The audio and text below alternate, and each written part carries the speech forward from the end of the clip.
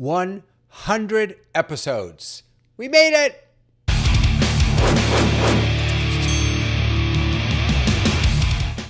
I don't know if "we made it" is actually the appropriate phrase to use. I made it to 100. It's pretty exciting. I'm thrilled about it. I hope that some of them have given you some value. You know the drill. I'm Torah Tech Guy. I'm here to give you some great tech for your great Torah or whatever content you're sharing. So yeah, we've had a run together, haven't we?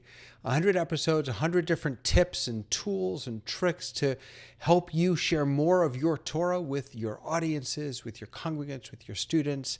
And there have been some cool things that I've learned along the way. And I thought that today I'd share just a few of those lessons with you. 100 episodes. It's been a long couple of years, 3 years, I guess, hasn't it? I guess I started this in, when was it? June? I'd have to look. I didn't even think to look back. June, like after the pandemic, maybe? I'm not exactly positive. So what are some of the things that I've learned over the course of these 100 episodes? So that's what I thought I'd share with you today. I think I've got 5 or 6 of them for you. So the first one is simple is usually better.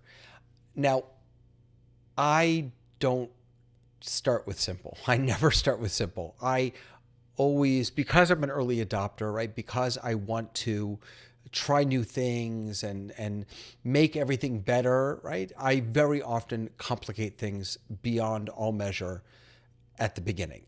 And invariably, I learn that simpler is usually better. So I used to have 2 cameras here. One is gone. I used to have multiple this, multiple that. Right? Hi, honey.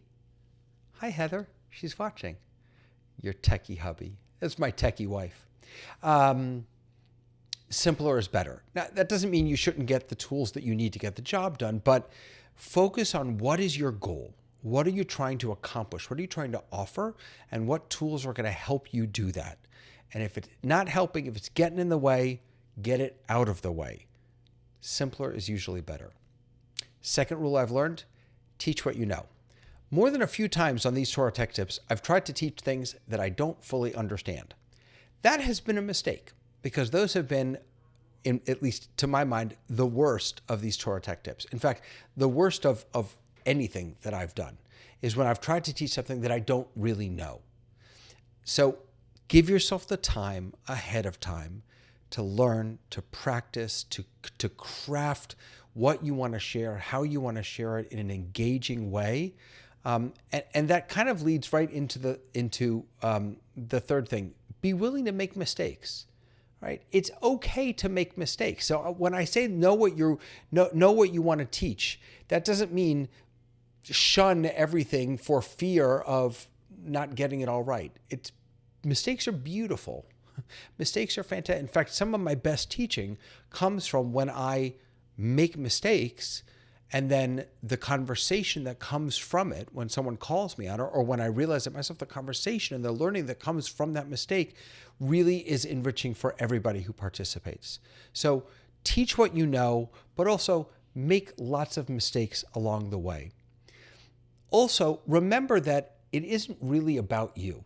It's about your audience. It's about your students. It's about your congregants. It's about whoever you're serving. Meet people where they are. Recognize where people are. I want to tell you a quick story. Yesterday, I was talking with a gentleman that I'm looking forward to doing some work with. He's in Australia. He works at a charity down there.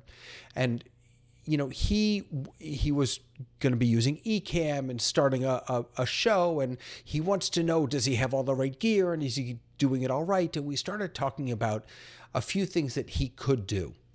And at one point, he said to me, you know, that's not really what I'm passionate about. What I'm really passionate about is the charity, is the work that I'm doing. I don't want to get into the graphic design. I don't want to have to focus on this.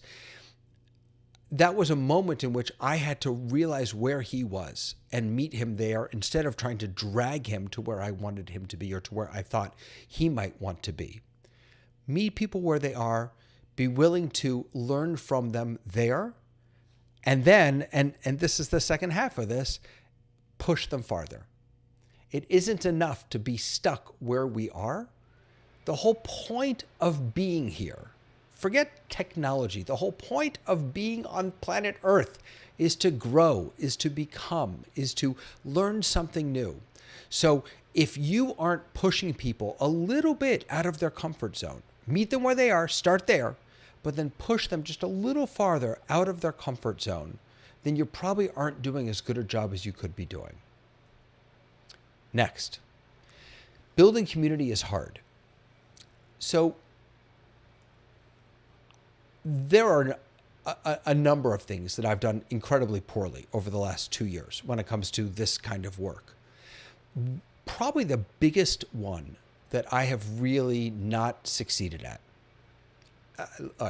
I failed at it, is building community online. Now, that doesn't mean that I haven't made powerful connections, right? When I teach over Zoom, that's some of the best teaching I do. It's fantastic, really intimate, wonderful connections with people. There's lots of good community being built in those spaces. What I'm talking about is outside of the synchronous meetings, outside of when we're in a Zoom together, all the other times, whether it's using Facebook groups or Discord or email or chat or whatever tools you're using to build community, I have found it's very hard. It's really, really hard. It takes a lot of work. It takes a lot of presence in those different platforms to build community and to sustain community. That's energy and presence that I have not given to those endeavors. Early on in the pandemic, one of the things I was talking about is how synagogues and Jewish community organizations are going to have to start thinking strategically from a budget perspective about how we staff our organizations, thinking about online classes, online learning, having people be present to moderate YouTube and Facebook. But outside of those synchronous gatherings is really where community is built. And that's hard work. It's really hard work. The next thing I've learned is consistency is key. And this goes back to building community. If you can't consistently put out meaningful, valuable content, if you can't engage with people on a regular basis, it's not gonna work. It's not going to work. That's why I've tried to every single week do one of these Torah Tech Tips. If for no one, I don't care. It may be that no one else is watching them, but for me, that consistency has been really important. On my calendar, I know that every Tuesday at 4:30 Eastern Standard Time, I'm doing this. It's blocked out. No one can take that time.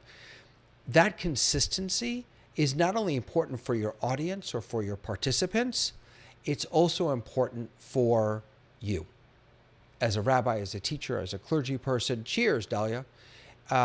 It's important for your content, for the Torah that you're sharing, and for your capacity to begin to build community. Have fun. If you're not having fun doing this, don't do it. I love this stuff. That's why I do it. Find something you're passionate about. Find something, meet people where they are, do all the things I talked about before, and have some fun along the way. It's okay to enjoy what you're doing. That should be half of the battle, is just find something that you love doing and have fun doing it. That's some of what I've learned. It's not everything. I've learned a lot, but it's a bunch of what I've learned. Consistency, meet people where they are, make mistakes, building community is tough. It takes a lot of work, have fun, all those things. So, yeah, she said cheers. So, cheers. Here's to another 100, maybe. I don't know. We'll see. In the meantime, visit me on the website. You know what? I'm not even going to do that. I'm not going to do that today. Don't visit the website. Just l'chaim to another 100 episodes. Have a great day, everyone. Bye.